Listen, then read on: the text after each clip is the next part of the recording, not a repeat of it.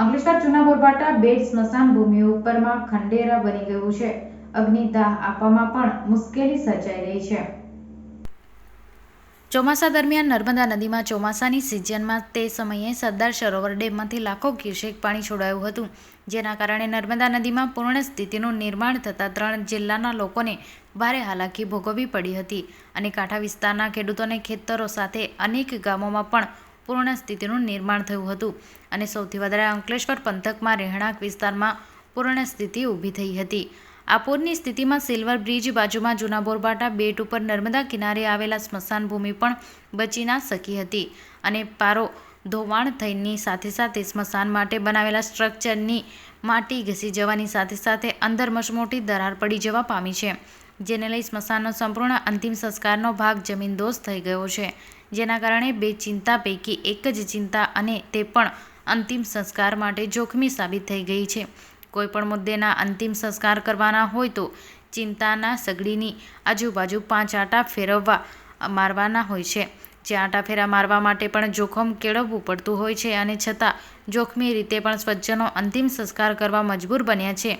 રોજના 4 થી 5 અંતિમ સંસ્કાર માટે મૃતદેહ આવતા હોય છે, જેની સામે સ્મશાનમાં 2 ચિતા અને કાર્યરત હતી, પરંતુ પૂર્ણ પાણીમાં સ્મશાનને નુકસાન થતાં માત્ર એક જ ચિતા કાર્યરત છે અને આ ચિતાની નીચેથી પણ સંપૂર્ણ ભાગ ઘસી ધળ્યો છે, જેના કારણે એક ચિતામાં પણ અંતિમ સંસ્કાર કરવા માટે ભારે હાલાકી ભોગવવી પડી છે, જેના પગલે ઘણી વખત નર્મદા નદીના કાંઠે જાહેરમાં ખુલ્લામાં અંતિમ સંસ્કાર કરવા માટે લોકો મજબૂર બની ગયા છે.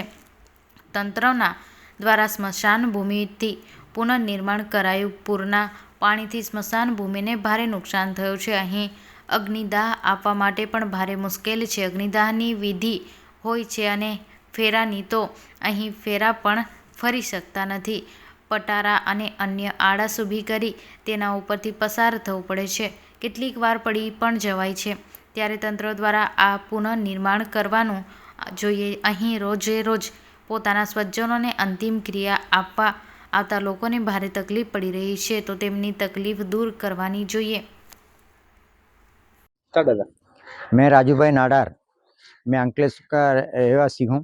यहाँ जो शमशान में जो पूर के बाद जो टूट फूट कर जो खराब हुआ है, तंत्र से निवेदन करूँगा जल्दी से जल्दी करें। ये लोक सेवा है, ये कुछ इसके ऊपर जल्दी से जान देवे।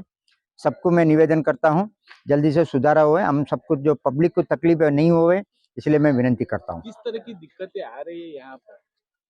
देखिए, आजू बाजू में पूरा गड्ढा हो गया है। हमको जो हिंदू धर्म के हिसाब से जो पेरी लगाना चाहिए, जो सुविधा पेरी लगाना चाहिए, वो पतरा सब रख के ना नीचे हमारा एक आदमी भी गिर गया था। तो ये जो असुविधा है, इसको ऊपर पहले से जान देना चाहिए था। ये तो धार्मिक काम है, ये सेवा का काम है, धार्मिक काम है, ये सब है ना नहीं होता है तो हमको भी मन में दुख लगता है कि हमारा जो अंतिम क्रिया में ना कुछ बाकी रह गया ऐसा, क्योंकि हमको भी है ना ऊपर वाले से डरना पड़ता है। इसलिए जल्दी से ये निवेदन है, जल्दी से पूरा करें। Thank you.